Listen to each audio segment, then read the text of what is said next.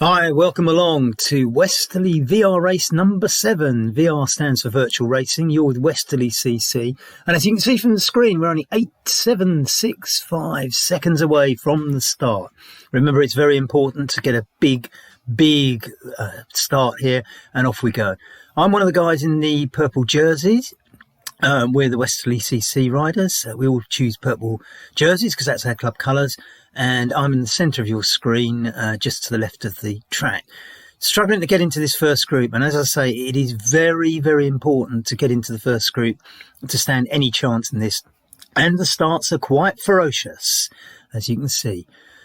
We will leave some stragglers behind. Not everybody gets the perfect start, and it will whittle itself down.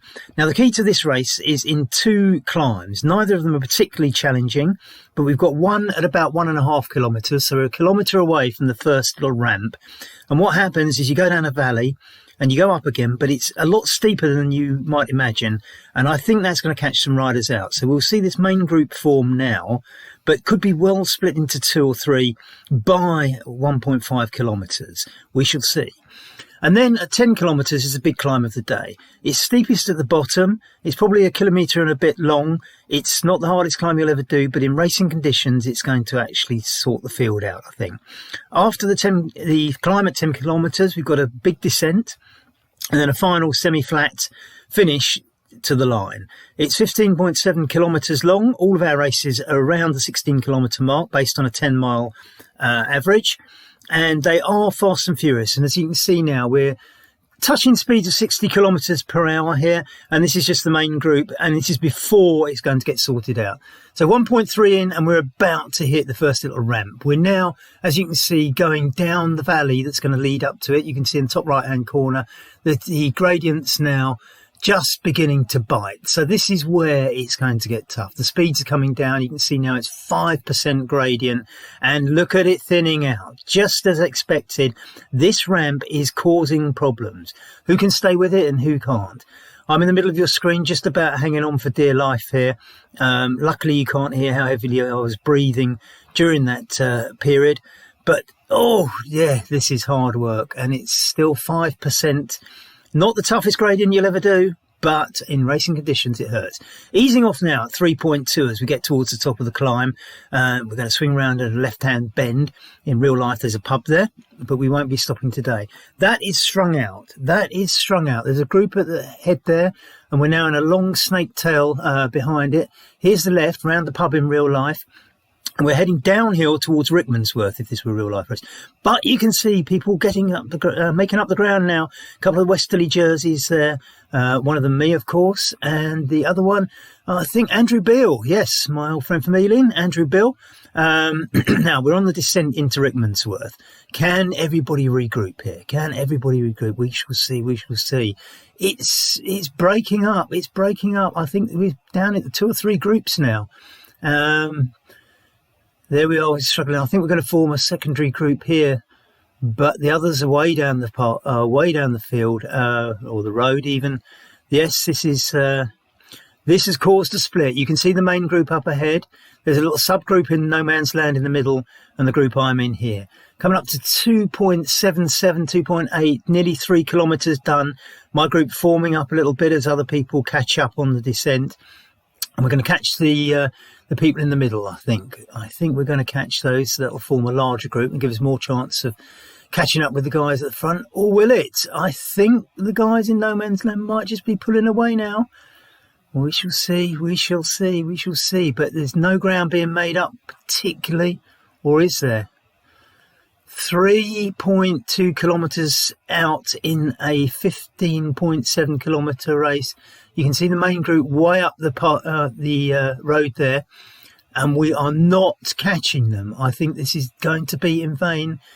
It gets close on the corners, but remember that in RGT races, you're not allowed to, well, you can pedal around the corners, but it brakes. So therefore, although you sort of catch up people as they go around the corner will slow you down. This is very realistic racing by today's standards in 2020. RGT seeks to be more realistic than other platforms. And as I say, when you go around the corners, there's no point pedaling hard because it will break. You can see no ground is really being made up on that main group ahead. This is a split, and I think it's going to be permanent as we go around a couple of bends here. This is in Rickmansworth itself as we fly through. We're going to go on to what is the, very few people call it this these days, but it's the London North Orbital Road, and it was a ring road around London before they built a motorway called the M25. And we switched over now to In the Groove because I got dropped at that point.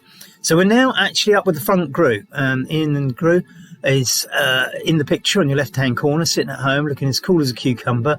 I would have my tongue hanging out and puffing and panting by now. In and Groove is in the lead group. The other purple jersey you can see there is Nick Stevenson, both of Westerley CC. Now, we've got some star-studded names in this group.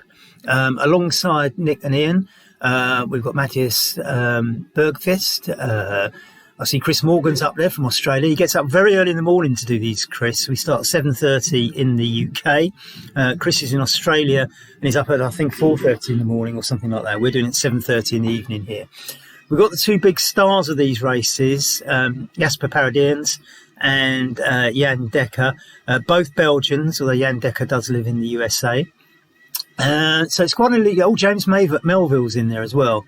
James from Scotland, another one of their star riders in these events.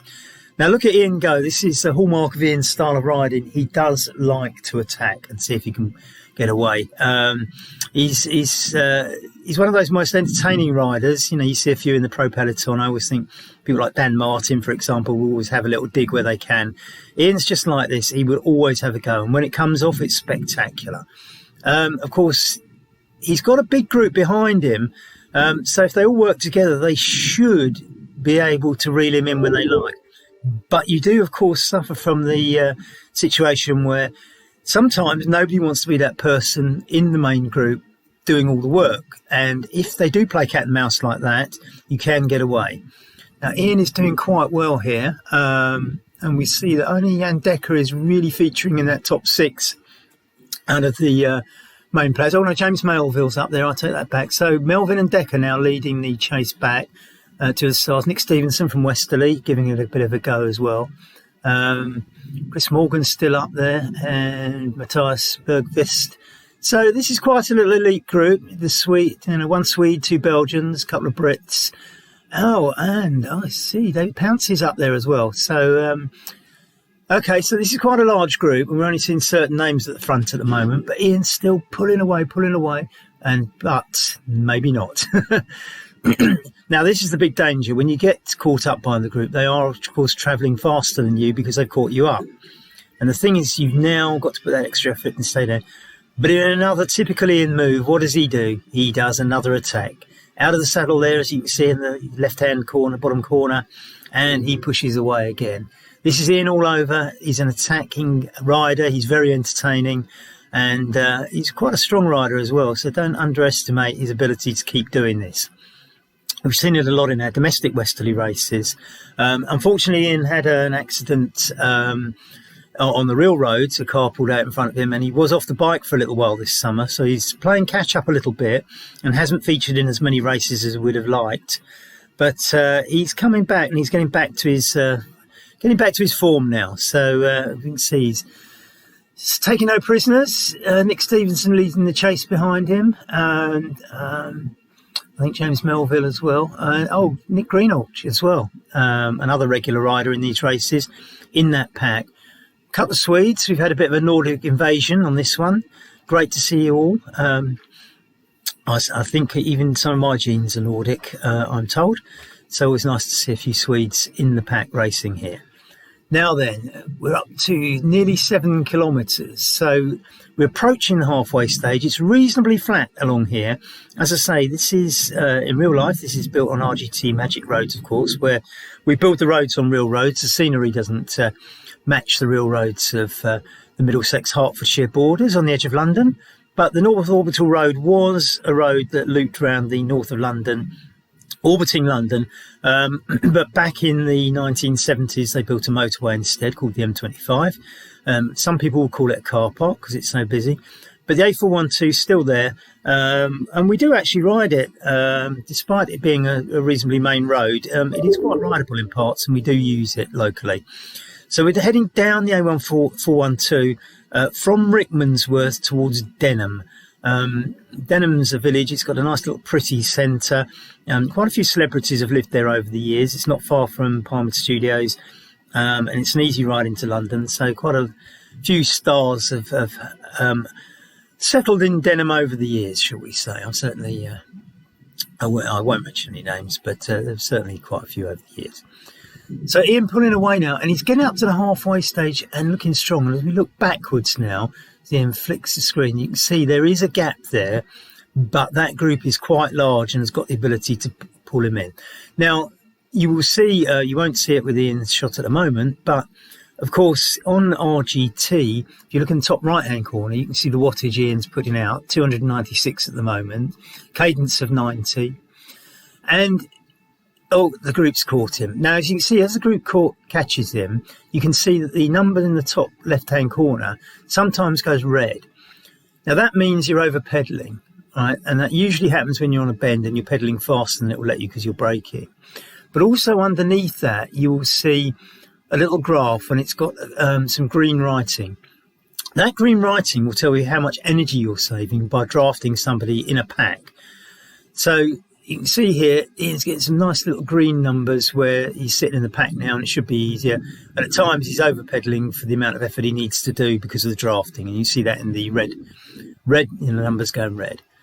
But Ian being Ian, he's out on the front again. And we've now got over the halfway stage, 7 kilometres to go. And what we're teeing up for now, with 1.5 kilometres to go to the big climb of the day. Now, this is the climb up to Harefield. It's stepped. The first bit is the steepest, and you get a brief respite before you do the next section. And it's effectively 3 sections with 2 steps in the middle. But this is going to shake up the pack. And this is where people are going to attack and take their chance. So, with just under, what are we on, 8.8, so just over 1 kilometre to go till we reach the climb. And you should start seeing it in the distance. Although we use stock footage in RGT, although they provide the stock footage around the races we build, you will see it elevate up into those mountains at some point soon. So as I say, we're up to 9 kilometres. There's less than 1 kilometre to go, I would say, till we start seeing this climb up into Harefield. I think you can just see it's probably just behind those trees, and that's where we're going to go up.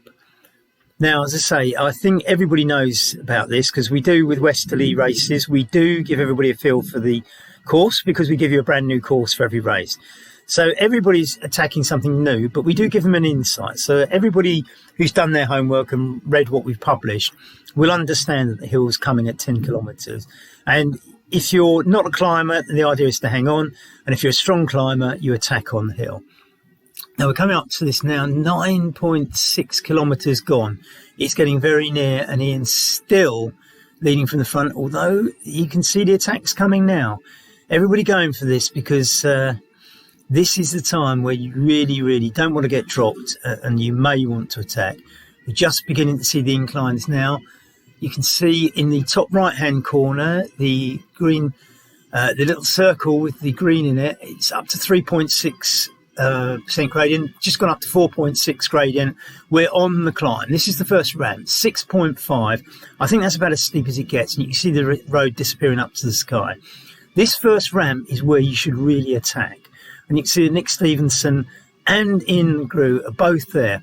Now, Nick Stevenson once told me that in the early days of Strava, he held the King of the Mountains for this, and he got it taken from him by somebody who I think went on to be a pro, actually, or some sort of semi-pro, but somebody reasonably famous took it off him. But that was in the early days of Strava, before it was quite as popular. So Nick Stevenson, a former KOM holder of this particular climb, is in third place at the moment. Ian just tailing off a little bit as the attacks go on. We're still at 4.3, down to 3.4% gradient now.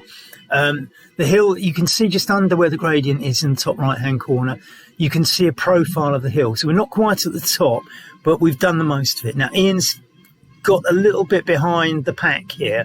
And you can see that Jan Dekker is the man who's pulling away on his own.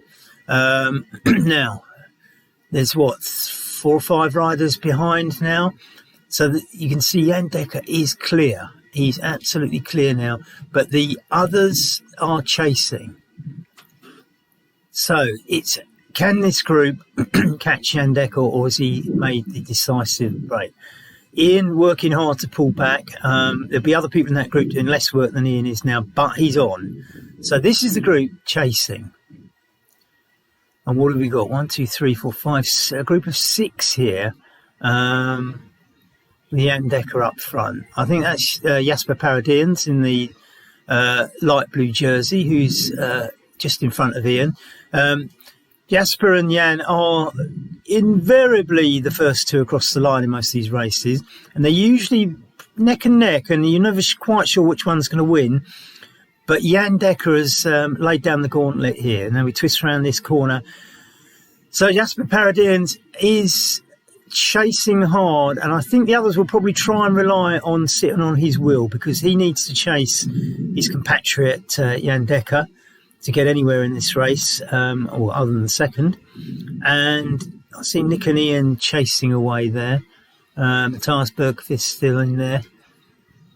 And you've got the Kiwi, Gnotski, who I hope I pronounced that correctly. I'm sure I didn't, but first timer in our races as far as I'm aware. And I suspect if he is racing from New Zealand, he's got up rather early in the morning, perhaps even earlier than Chris Morgan from Australia, I would assume. Now the attacks are coming. Here we go. And it's Ian and, oh no, Jasper Paradian's not letting that one go. James Melville from Scotland giving it a poke. Wow, this is getting intense. Look at the speeds there. 67 kilometres an hour we just saw. 3.5 kilometres still to go, and we're riding at 67 kilometres per hour. This is phenomenal racing.